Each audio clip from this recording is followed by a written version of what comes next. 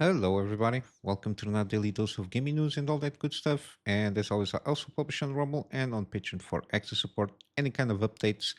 I usually go out on Twitter X platform. Yesterday, I did manage to publish Planet of Land episode. Tomorrow, we should be having another one.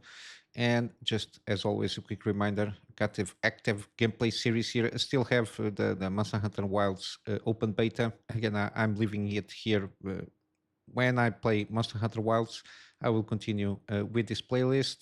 And yeah, I need to get around and get some more time to play some demos here and there so I can see if the games are worth keeping on my wish list. And as always, completed gameplay series here in 4K, the most recent ones, 1080p, the older ones. Yeah, basically that's it for the moment in terms of channel updates. Let's go to the news. Some rumors, sorry, are coming out of NVidia saying that they are going to delay the 5060 series launch, being the 5060 Ti, which has two variants, the 8 GB and the 16 GB, and the non-Ti version there, which is only has 8 GB. Again, as a um, as a product that is aimed supposedly the 5060 Ti aimed between the 400 to $500.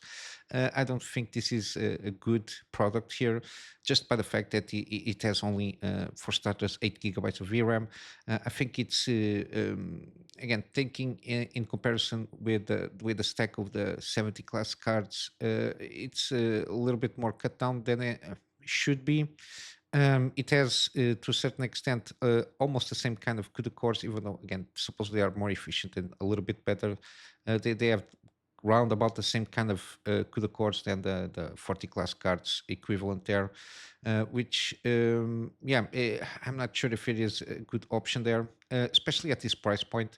But yeah, supposedly they are delayed the launch, according to the rumor, to mid-April, something like that. Again, we've been seeing the 50 series cards with a lot of issues, from the black screen stuff there to the 5090 melting connector, and all the system associated with that, the power the power connector, the power system delivery, 12-volt power pin being a shit show, the fact of missing ROPs, no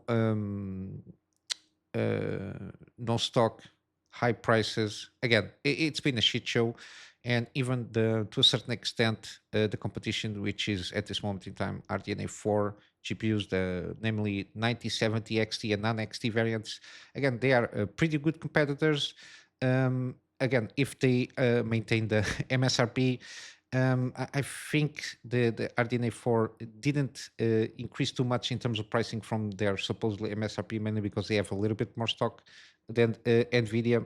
And I think next month there is going to be a more stable um, uh, inventory on all of these cards here. Mainly, again, I think I mentioned this yesterday or something like that. That the fact that manufacture of these cards, we're coming out. We already came out of the Chinese new lunar year. Production is ramping up, and that will only reflect after a few weeks. Again, because of the supply chain. At least that's the perception that I got there. And I'm not sure if the NVIDIA is trying to delay this so they can gather up even more inventory and stock of these GPUs so they can launch in a more manly fashion. And also maybe trying to resolve and go through again Q&A stuff there regarding the missing WAP stuff, see if everything is okay regarding those GPUs that are going to be cheaper. Because again, if you the lower you get on the stack, the cases that we saw regarding missing ROPs was only 8 missing ROPs. And again, the lower the GPU, the less ROPs it has as a total. And again, if you're missing 8, the less of a total ROPs, the more effect it has on the performance of this GPU. So I don't think so. The lower the stack, the more aggravating this situation will become if any of these cards might have any missing ROPs. Again, that's a speculation on my part, but yeah. As an overall thing here, again, I don't think this is going to be a good launch. Nvidia, it's not prioritizing too much consumers that want gaming GPUs. But yeah, it's we'll have to wait and see how it goes. Hopefully, they can. Hopefully, especially from AMD, they can stick around and get their strategy of incentivizing the AIBs of getting closer to MSRP with more GPUs in that sense, so they can push a little bit or try to pressure a little bit more NVIDIA itself to bring back the prices under control there. And with that said, we got also some cuts on GeForce RTX 50 prices in Europe. Again, this is only because of the fact that the euro was a little bit stronger. So in terms of exchange rates and everything, that's why they cut a little bit the prices there. It reflects it more itself on the 5090 and to a certain extent the 5080. Again, the 5090 kind of discount or lower the price of around $100, which in an overall sense of 2000 euros, sorry, 100 euros discount, let's say, in an overall 2,300 euros. It's not that much, but again, it's a little bit cut in price. Unaffected is the 5070 Ti. Again, the fact that it has more direct competition with the 9070 XT. Again, this is only because of the last couple of, I don't know, weeks or something like that. The euro got a little bit stronger than the dollar. That's why we are seeing this kind of reflection, because it seems that in Europe there is still not a lot of inventory of the 50 series, and the inventory that they have is basically, as they say, rotting on shelves, as they say here, because it's too expensive. Again, 2,000 euros, it's a lot for whatever reason, especially the financial conditions in Europe. It's not that good due to external factors, mainly because of, again, my assumption is they start putting a lot of sanctions on Russia, and some of those sanctions basically impacted normal people, especially in terms of energetic costs. I heard, for example, in Germany, some of the energy costs ramp up 4 times, 3 to 4 times. So the expendable income will reduce a lot when you have to worry yourself of keeping our lights on, and paying 3 times more than before. All of this shenanigans happened there, to say the least. But yeah, got lucky here. The euro is a little bit stronger than the dollar at this moment. Again, I will have to assume if the dollar by any chance gets more stronger than the euro, we're going to see an increase in prices on the European market. But yeah, it's the, let's say, good news in European market. But yeah, nobody's buying this RTX 50 series here because they are too expensive for what they provide there in terms of price to performance. I don't know in terms of European market how the AMD is dealing with. Usually AMD sells pretty well in Germany, from what I understand. This comes from Mind Factory, which is kind of the micro center of Germany. They are a big retailer and seller of hardware. It seems that AMD usually sells well on Germany, but I didn't find any article trying to relate that kind of information. But yeah, I don't know what they're trying to do here. I told yesterday, and NVIDIA launched kind of a mini PCs dedicated to AI workloads. I guess they are completely off track of what they're trying to cater to. Again, I think this kind of professional hardware is good. Mainly for, I don't know, small companies or independent or freelancer people that really need this kind of hardware to make money out of it as a freelancer work.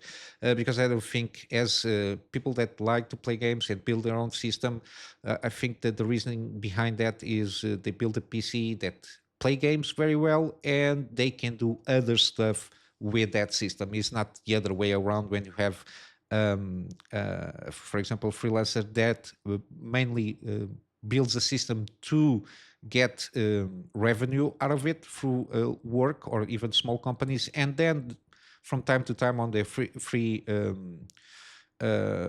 time they can play a game or two here and there. I think that they are missing the point to a certain extent, NVIDIA, because I think the bulk of the market on this kind of DIY market is aiming for people that have expendable income. And when we have expendable income, again, it's more for hobby purposes, in this case, gaming more than anything else there. But yeah, uh, time will tell how this will go. This kind of gamble from Nvidia trying to, I don't know, introduce himself on the mini PC AI market stuff there. Again, they're trying to a certain extent create something new. But yeah, we'll have to wait and see how that bet will go on. In terms of gaming, we got Forever Skies. They now announced version 1.0, which is basically the full release of the game. Supposedly will come in April 14 on PC and PS5. Again, this game has been on early access status since June 2023. It's one of those games that piqued my interest mainly because of the game systems involved there. It's not like a shooter or something like that. It's more like you're supposedly a scientist that comes back to Earth after apocalyptic thing happened, and then basically you're trying to figure out what happened there as of overall arcing story. And basically you need to have your mobile base, which is kind of a zeppelin's kind of a thing there, and then you upgrade it, and then you investigate stuff, and then again it's the resource management and survival mechanics there, which seems very interesting. How you're going about it, and the fact that you can play it solo, but there is an option if you want to play with three more people, so a four co-op play if you want to do that. But yeah, it seems that according to SteamDB data, there might be around, I don't know, 250K owners of the game that basically injected money through this early access program. And I think they are satisfied there on the studio with what they got from the feedback that they got from the players. And they're going to launch this on April. Hopefully, this is a good game. I've been keeping on my wish list there from now and then. I made it highlights on some gaming deals, again with the caution that was in early access state. But yeah, we'll see how it goes. Hopefully they get a demo out of it also before the launch. It will be good, or when the launch comes, at least a demo, so people can try out a little bit and have a taste of what this game is about. But yeah, it seems very interesting, and I'm highlighting this because it's coming out April 14th. In terms of other games, Monster Hunter Wilds supposedly was February 2025 best-selling game in US, and more than half of its sales came from Steam. Again, as you can see, PC gaming is still pretty much alive here. Again, I assume this is only related to US market in terms of the sales and that stuff. In Capcom, in the meantime, they said they sold 8 million copies in only 3 days. Again, it's a huge win for them. Again, from the complaints that we have, I think the most relevant one is the fact of the on the PC system, how it performs. I think they need to really dig in and try to improve that PC performance there. There are some mods that supposedly can resolve temporarily some of the issues that people are encountering, especially with the texture streaming and all that jazz, and to more tweaks on the graphic settings there that can help a little bit on boosting the performance of your system. I've been covering them here and there when I see something that might be interesting for people that already have the game, and try those mods on that. But I think also, again, these games come with this anti-tampering software, which it is de novo in the case of Monster Hunter Wilds. Again, it hits performance. It's more than proven that it hit performance.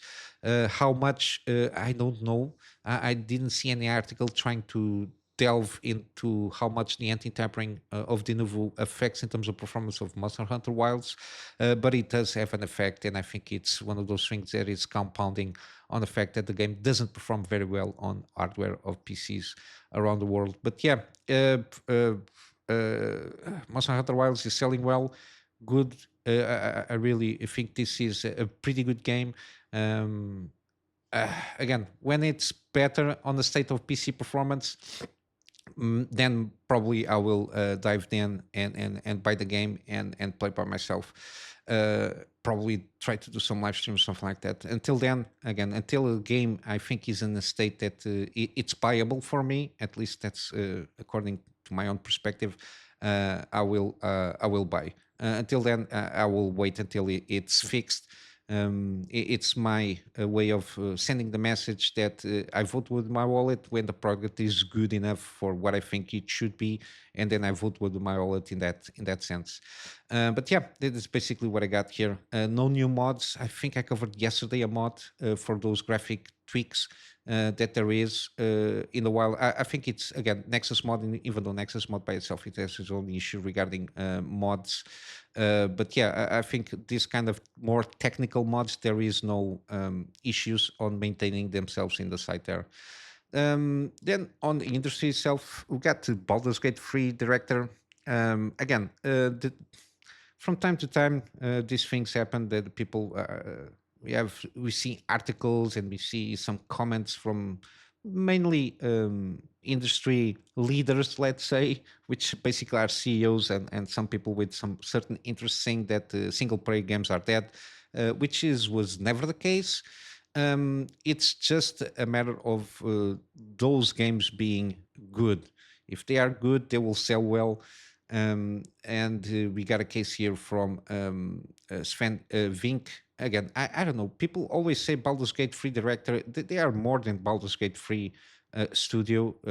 They basically dropped this IP now, at least for the time being, and they are going their own adventure with their own original IP. And I think to a certain extent, Baldur's Gate 3 or Baldur's Gate IP belonging to a company that it's trying to turn in other ways more than what Baldur's Gate 3 was.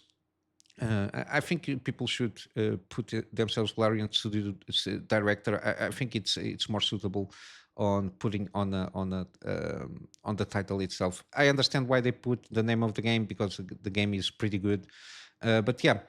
Um, even though Baldur's Gate 3 can be played online with through crossplay and also has crossplay and can support co-op itself, people play this game mainly through single player there.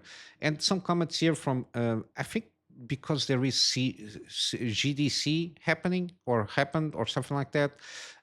He came out with the comments to put to rest the fact that supposedly single players are dead. And he said that time of the year again when big single player games are declared dead. Use your imagination, they're not. They just have to be good. The Why of the Street is hearing chatter about important industry figures stating there is no future for big single player games, which means disencouraging investment in big single player games, which bothers me because I don't think they have it right. The problem is that this type of attitude has consequences because before you know it becomes a mantra. So this is just me trying to give you some counterweight. I think good single player games will continue to do as well as they always done. They just need to be good and innovate enough. Again, he hits on point there.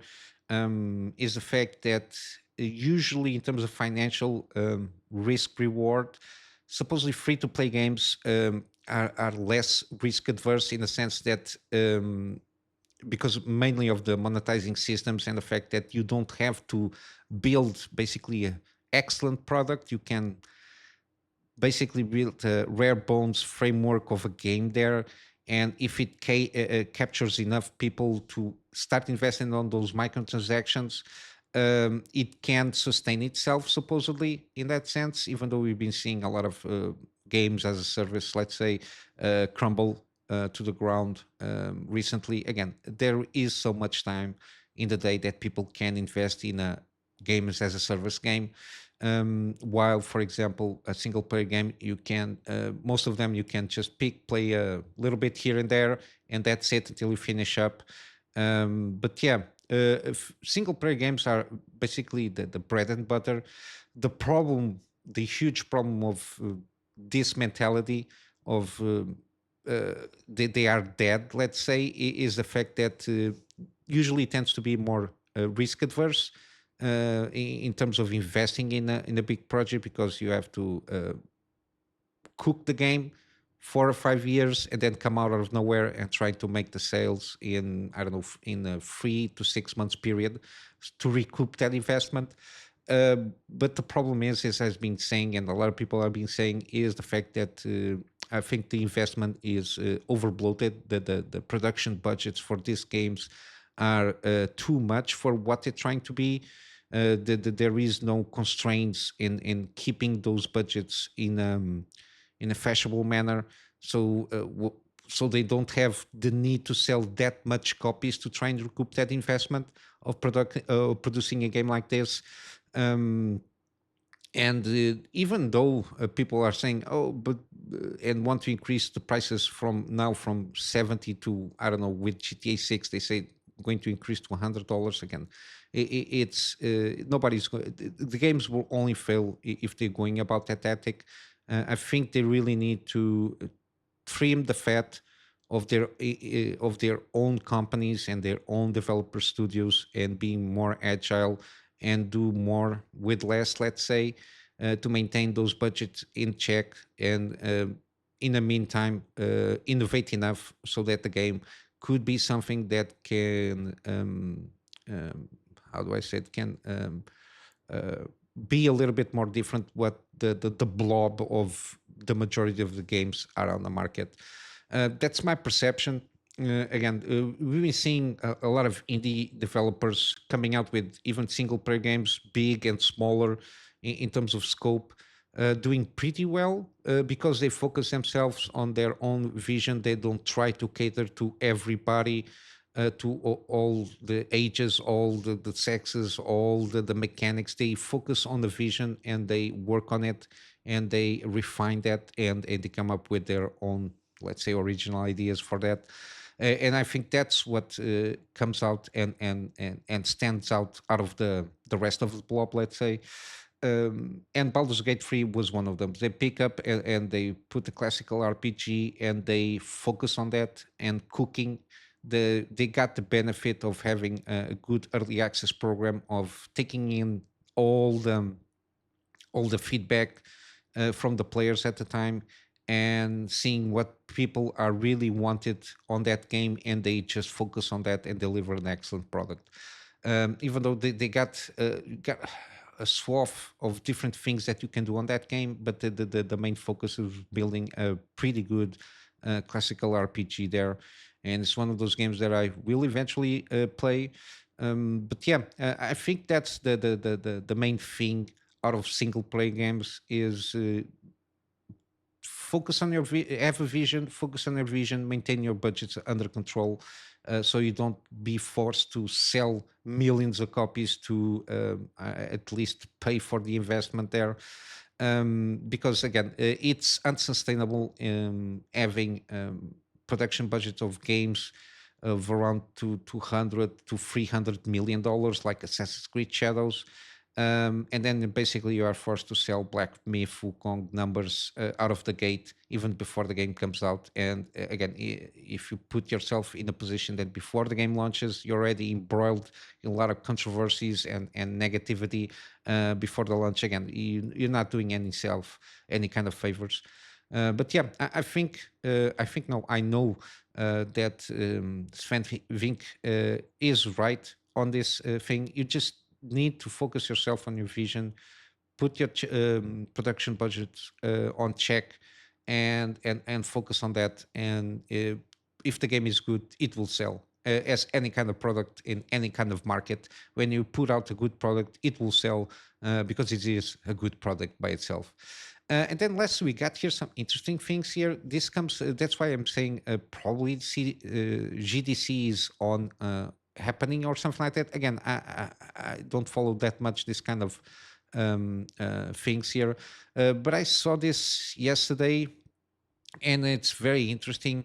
Again, I'm not sure. I didn't see the presentation. I think just quotes out of nowhere can lead to misinterpreting this talk that the Hoan Pilz Pilstead, the game director from Helldivers 2.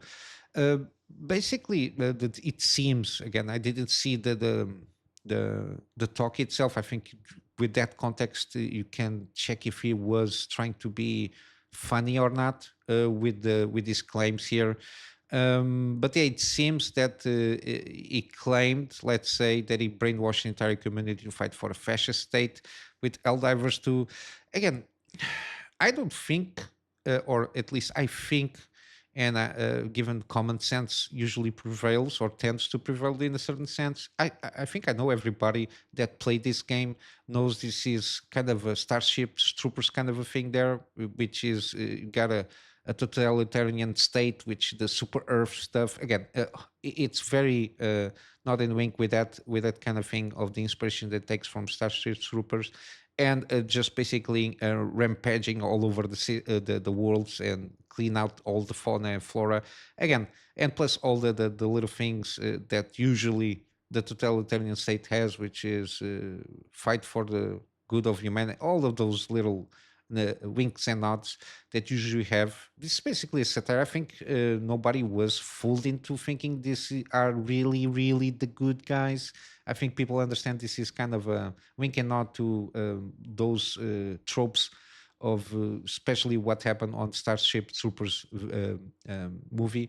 But yeah, again, this is might be taking into account. I think the lack of context. I don't know. I didn't see the thing. But Pil said, conducted a presentation game, the GDC, Helldivers 2 capturing lightning in a bottle. And basically, the quotes here is what is Helldivers 2 fundamentally? It would probably be fun to play a co op action shooter where you put in the shoes of evil side grunts of pop culture, how many seconds will be able to survive? Which is kind of the gist of the game. You just drop down and fight hordes of enemies and try to survive it until it's time to eject yourself from the battlefield. But he continues, we ask ourselves, could we brainwash an entire community to fight for a fascist state? Would they? Would we be okay with that? And turns out, yeah, actually. Again, this is the main gist of the quote and what it's making the headlines, I suppose. Again, you have to have to a certain degree context because when you have just quotes without any kind of how it was presented here, I'm not sure, but taking it face value again. Um, Again, it depends on a lot of again the lack of context of the video. If we had a clip at least with him talking regarding these kind of quotes, I think would help a little bit to clear or not the context of this quote here. Again, but we got also some other stuff here. And because here an article said after claiming he was engaging in brainwashing players with the game, it simply tried to downplay it. So there is that. So I don't know if he was trying to be funny in a sense. And he said we do it all in fun and good spirits. Actually, we actually try to get people to recognize the science of what is a totalitarian state. If you start wearing the same uniform as everybody else and do salutes constantly, you might be in a totalitarian regime. And he continued, there is something totalitarian regimes are good at, pleasing aesthetics. Again, he has a point there. To a certain degree, I do agree with that. But yeah, I think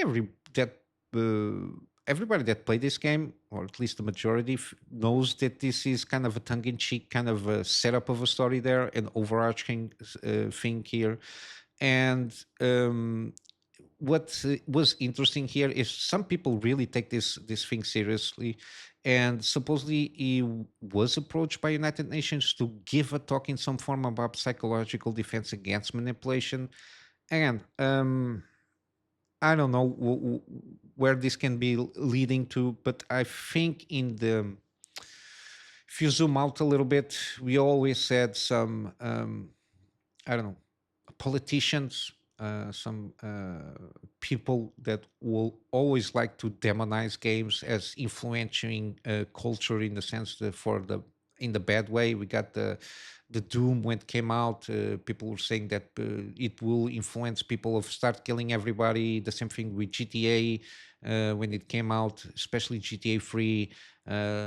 Again, we always had this kind of talk around it, and I don't know. And they will try to gain some weaponizing games in that sense. And I think if you can take out of context the words, for example, of the ex-CEO and the game creative of Helldivers 2, if you twist it enough, these words, I think you can try and make a case of saying that they are brainwashing people to start for people to be in accord with the totalitarian state. Again, there's going to be someone else that somebody that will try to go around and make things in that way. um, the problem I think with these studios here, especially on this game, was about the community manager. Again, we got that thing with people not letting certain things to be said on communities around the game. There, again, I think a lot of the community managers are dependent or have the power itself by the publisher and not the developer.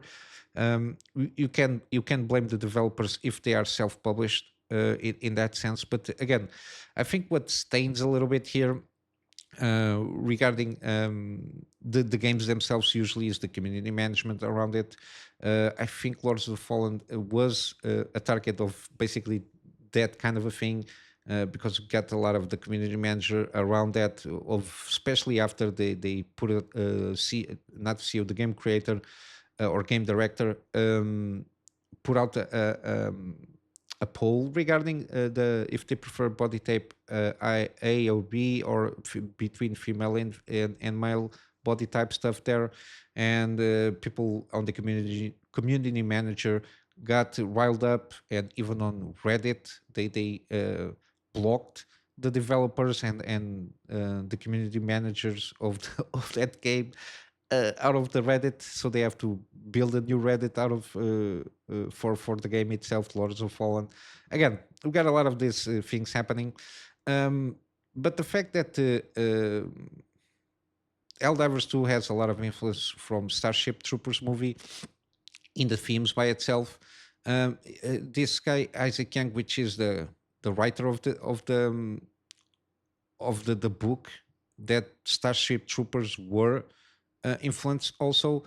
There seems to be again. I think I'm reading this right. I think he says basically tens of thousands of leftists aggravated into openly citing for the bugs. The memes were far more effective than the actual arguments over the movie because they expose where the left's priority are. It was never about Starship Troopers. It was about their hatred for healthy modes of human existence.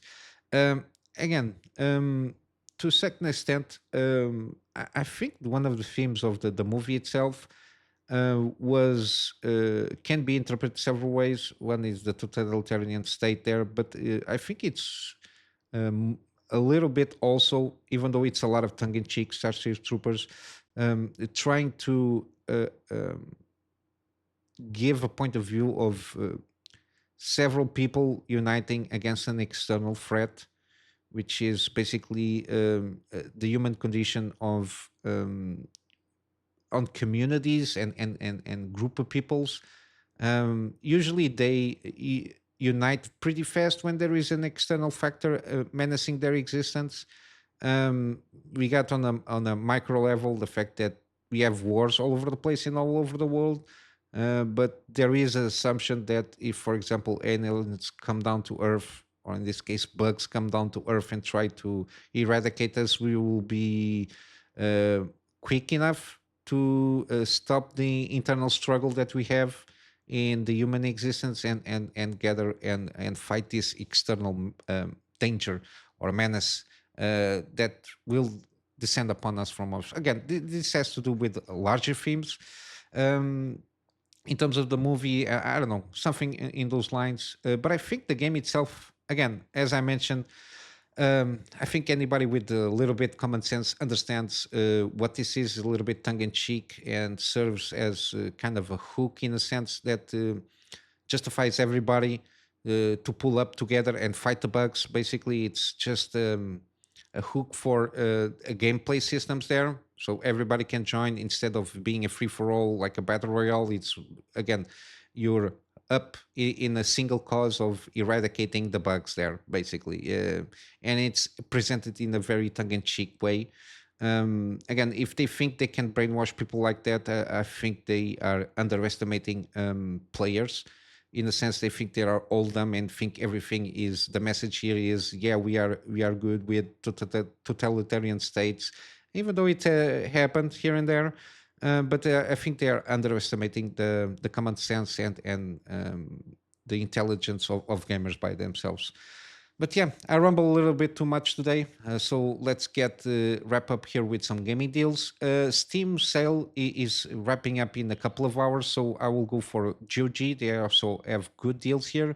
We got Plague Tale Innocent 60% off, sorry, 80% off, and then Requiem 60% off. We got Baldur's Gate free 20% off also. Again, these are valid until April 3rd, so you still have time for that. We got Children of Mortal Complete Edition 66, sorry, 70%. Oh my God, sorry, 76% off here. We got Cult of Lamb, seems a pretty good game here. Again, 50% off. I think it seems pretty decent here. We got Deadlight Director's Cut. Again, I do recommend this game, especially at this price point. Very cheap. It's not a very long game. It's a side scroller kind of a thing there with some puzzling. I uh, did do a series on my channel with this game, but I bought it on Steam. We got Deus Ex Human Revolution. This is director's cut. It's basically the only version available here. 85% off. I do recommend this game, and of course the sequel, Mankind Divided. I do recommend Digital Deluxe Edition. Got some extra goodies that are good for the gameplay. We got also the Dredge, 50% off on the standard edition. We got Jagged Alliance free, 50% off as usual. And then you got a very underrated game, Prey Digital Deluxe Edition. I think it does compensate the fact that this edition, but if you want the standard edition, is $6. Again, I did a series on this game. I do recommend, if you don't know if this game is for you, just check the first episode of my series so you have an idea what this game is about. I think you will be very interested in playing this game. And then lastly, we got Wall World. Again, it's one of those games that it's really enjoyable, very cheap. I do recommend you buy the DLC Deep Dive or Deep Threat. I think it's Deep Threat. It does add up a little bit on the story side of things and introduces new mechanics on the combat side of things. I really did enjoy this game. And the sequel has already been announced. I don't know when it comes. If they manage to tell a launch date, I completely forgot it. But it was announced, so and I think it's going to be a pretty good sequel for this game here. I really did enjoy this game. But yeah, basically that's it for today. I will wrap up here with a plug on my Patreon as usual for extra support. This extra support is borderline for me to get around and get a better storage solution, so I can have backups of stuff that I do for my clients, and of course some extra space for the videos that I do for the channel. And with all that said, I hope you have a fun day, and I will see you in the next one. So until then, Kunamy Master out.